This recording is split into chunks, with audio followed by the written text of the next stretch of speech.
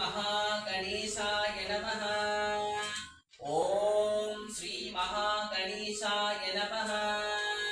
ॐ श्री महागणेशाय नमः। ॐ एकदन्ताय विद्महे वक्रतुण्डाय धीमहि तन्नो दन्ती प्रचोदयात्।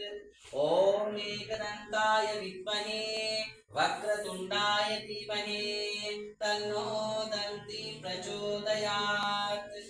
विष्टन्तो विमानसंहारतो मलित दिष्टि दिष्टि नमो नमः।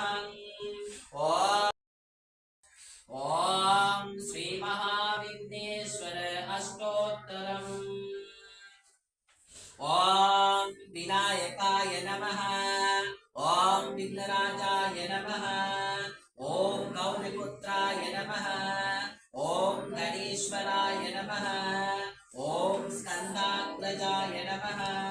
ॐ आम्ययाय नमः। ॐ दूताय नमः। ॐ दक्षाय नमः। ॐ अध्यक्षाय नमः। ॐ कुण्डलीमण्डल गणपति ॐ मूषिकवाहन गणपति ॐ मूलप्रावण गणपति ॐ मासुरदेशित गणपति ॐ वल्लभ मोहन गणपति ॐ शुक्लाम्बरधरं विष्णुं शशिवर्णं चतुर्भुजं प्रसन्नवदनं ध्यायेत् सर्वविघ्नोपशान्तये। अगजानन पद्मकारं गजानन महानिशम् अनेकदन्तं भक्तानाम् एकदन्तम् उपास्महे।